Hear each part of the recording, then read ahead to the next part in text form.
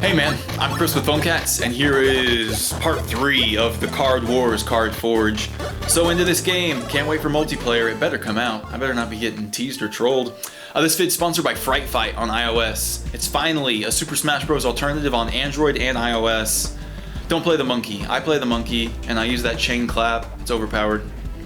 Okay, so I got a whole bunch of new cards. I've been grinding pretty hard. I think I only have maybe like 3 more characters to play, which means less than 9 stages left. I'm in the end game, people, and now I might start just going hardcore trying to craft like an ungodly, unbeatable deck. And it's not gonna have corn. I'm tired of corn. Here's a rainbow dude. Oh, it's actually a drooling dude, how appropriate. You can floop him for 2 and he gains +7 attack and +3 defense. The developers of this game are aware that there is a double floop thing. So if you double tap yes, you can floop twice. And that's all over. I saw that on the Touch Arcade forums, and someone hit me up on Twitter and told me about it. But I feel like that's communal knowledge at this point. Same thing about how you can get around the heart system by changing your time in the settings. So that guy's okay, drooling dude. I mean, if you do the double floop thing, you're spending 4 mana to gain +7 defense and +3 attack and +3 defense. So that's alright. Check the cost. Do you see what's happening now? I mean, there's no commas, so I have to like kind of really focus, but that drooling dude costs 5 million. And I have less than 1 million, so I mean, there's so much that I love about this game, but there's so much that still seems askew. Like, that's crazy to me. 5 mil just to make that card? Anyways, let's keep rolling. I feel like right now we're on like a 1 card every 3-minute pace, so this will go really well. Another rainbow guy. So he has toned down stats out the gate. It's 5 mana. Jesus, I've never seen a 5 mana guy. Or have I? Was that previous one 5? Yeah, that's what the 5 mana and 5-star creature look like. Anyways, here's Toilet Man. He's the Porcelain Guardian. I think I've been up against one of these before. You can floop him for 1, inflicts 2 damage on this creature, and lower the defense of the opposing creature by 10. Dang, for 1 mana? And if you're doing double floops, you're popping him for 20. Not really popping him, but you're lowering his defense by 20, and then if you hit for 10, that's 30 damage right there. Dude, I really wish that they would make the double floop thing a part of the game to where you could floop a creature twice, because it takes the entire strategy up a tier. And the way I'm doing it, I'm messing with like ending up with negative mana. It's really weird. They're probably gonna nerf that really quick in the next update, so try the double floop thing, it's really weird. 5-star, blue card, not even a rainbow, so this could be a good one. Embarrassing Bard. You can floop him for 2 mana, and choosing an opposing creature, it cannot use its floop ability next turn, so there's no reason to double floop that. But 5 mana for a 1034 that can lock out your opponent's ability on one side. Situationally good, could be okay. That 1034 defense seems solid too. Oh my god, I love seeing cards I haven't seen before. Alright, see how I'm just ignoring the ingredients for these because they're all like so unobtainium. This is a fluff infantry, so it's like fluff infantry. I'm already feeling it. 5 mana for a 2025. You can floop him for 3 to heal your hero 2 points for each of your creatures on the field. Okay, focus on the significance of that. You're healing your hero, so that's not even any of your creatures. That's just pumping your hero back up. And it's 2 points for each creature on the field, and it's your creature. So if you got 4 lanes filled up, and you only want to use this probably when you do, unless you're desperate, you're gaining 8 life a turn. That's not too shabby, especially if you're playing hearts, which you obviously are, so you're just throwing down these like walls.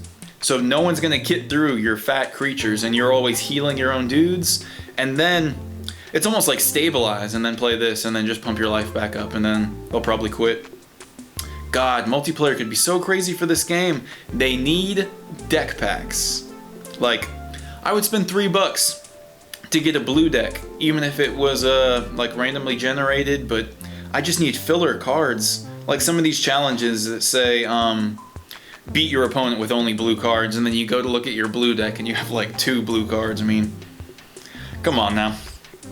Alright, Lost Golem. I hate these guys. These are so hard to kill. 5 mana. I can't imagine just dropping one creature one turn. It feels like such a disadvantage. Anyways, this guy's a 1036, and you can floop him for 1 mana to gain 8 defense. So until that double floop gets fixed, giving this guy plus 16 defense every turn for only 2 mana, and sometimes only 1 if you go negative, is insane. Like, when they play that Lost Golem, sometimes I'll just ignore that lane and just either chump block it, but I'm not getting damage through on that one for a long time. Alright, I know this Immortal Maze Walker before I even click it. Pretty strong, 5 mana for 1136, and he swamps, which is my deck. Once I got that Dark Angel, I knew that I was like, swamps for life, bro. Immortal Maze Walker, floop him for 3, deal 33 damage to any opposing Khorne creature. So strong, and it's such a hard counter to Khorne. When multiplayer goes live, since everyone starts out with that Khorne base, you know they're going to be playing mostly Khorne too. So that's strong. You could double floop it and go negative and then pop something for 66 if you're a real jerk and just want to do overkill. Dr. Death, I've seen this guy once or twice.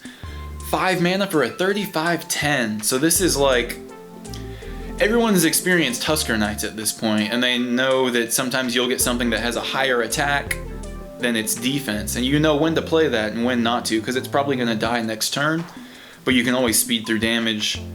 The mid version, like in between the Husker Knight and this guy, I guess you would say might be like Patchy the Pumpkin, to where you just have this like glass cannon, or if you played Magic the Gathering, it's almost like a ball lightning that doesn't die, just something that'll attack, deal damage, and then next turn it's probably going to get rocked. 5 mana for a 35-10, floop him for 1 mana, I can smell the abuse already, deal 7 damage to the opposing lane, and heal this creature for 7 points. Pretty legit. I don't know, maybe if you got some defensive buildings, I hate buildings, but if you can combo them with that, that'd be slick. 5-star creature, 5 mana creature, so this is like some top tier endgame-ish stuff. In terms of the double floop abuse, you could floop this twice for 2 mana, deal 14 damage to the creature straight across, and then heal this guy for 14, which is just an overheal. Not bad. I want that Dr. Death. So I got a Cave of Solitude out the gate from an algebraic chest. Oh my god, I've gotten so many bad algebraic chests. It's driving me crazy. I've almost abandoned them. Like, I've almost given up hope. Creatures in this lane get +2 attack and +2 defense for each of your empty lanes. I've touched on that card before. It's really weird, dude, because it's the advantage is when you're in a disadvantaged state. Then do you really want to like set yourself up to always be like losing? You always want to have all your lanes filled up with creatures. That should be one of your first priorities in these lane-based card games, to get board control or lane control, or however you want to phrase it. And then this thing helps you when you're hurting. So I don't know, I'm not feeling it. What's this guy? Spirit Torch. Choose an opposing lane. No building or creature may be summoned in it next turn. Okay, this is like a wiener, lamer version of some ungodly spell that I've been up against that must cost more mana. This is cool, like you choose an opposing lane and then you basically lock it out, but I've seen the spell, I already forgot what it's called, but it basically says that your opponent cannot summon creatures next turn.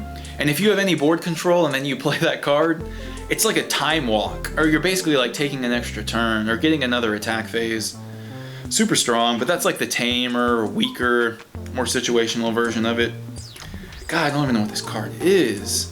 Throne of Gloom, 1 mana, destroy any of your buildings and gain 4 magic points. So it gives you +3 magic because it costs 1 to cast, and if you're, I don't know, it's like card disadvantage, but you gain more mana. It's kind of like the Wizard Migraine, to where you discard your hand and gain 4 mana. So I don't know, if you're going to go on like a double flooping spree and you could play this, light up a building, and then you got 3 extra mana. So if you were at 5 initially, use this, brought you down to 4, that puts you up to 8. That's kind of crazy. And if you're playing Finn, you could use it as a building and go up to 10 mana. And then if you had Wizard Migraine, you could dump your hand and get up to a crazy amount. Seems weird to me. I mean, maybe if you got the craziest floop abilities and the double floop is still an option. Next up, we got a rainbow. Oh, this is one of the glitch cards. 4 mana for a quadri. That's obviously like a quad-armed samurai. He's a 15/5 and a 4-store creature. 4-store and 7 years ago. We don't have anything for his floop ability, so I guess you gotta unlock him or battle against him to figure it out. What a mystery. Okay, here's a traveling wizard. He's really akin to the traveling farmer, and I think that's one of his ingredients. You can floop him for 1, heal 12 damage from a random creature on the field, including your opponent's. I've gotten burned so bad by these traveling wizards and farmers. Every time my opponent has them, they only help their dudes. Every time I have them, they only help their dudes. It's such a bad beat for me. If you've ever used it and it's helped you, like post in the comments, because I even think I saw on the forums for this game that people were having a hard time. I'm talking about the Touch Arcade forums. Okay, Sandwich, cool art. She's a sandwich, and they don't even stop there. It's like layered. Like, is that meta or no? She's a sandwich holding sandwiches. 4 mana for a 25/10, so really akin to Dr. Death or Dr. Dead or whatever. You can floop it for 1, +9 defense to a random creature on the field. Weird, man. That's kind of like the other guy just before. Okay. I don't know which cards I've hit on in Card Forge 2, but we're going to keep rolling. I want this so bad. He looks awesome when he drops on the battlefield. It's the Field Reaper. You can floop him for 3 mana, double floop him please, lower the attack of all opposing creatures by 4. It kind of seems weird, like it doesn't really fit the yellow mentality, I feel like, but that's fine by me. Maybe they're just kind of like the Terran, and they're just like the most generic, or they're just kind of like pump your dudes up and hurt your opponents down. But 4 mana for a 25/13 with an ability like that, I want that card. And it's only 4 stars. Same thing with this Mama Spider. Okay, so yeah, now maybe we are hitting stuff that we've already touched on. So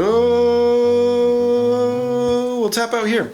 Keep this vid kind of short. This has been Card Forge 3. This is kind of end-gamey stuff because like game-wise, my hero is level 17 and I'm just power leveling Dr. Donut and I'm on level 84. That's it for this vid. Thanks for watching. Phone Cats.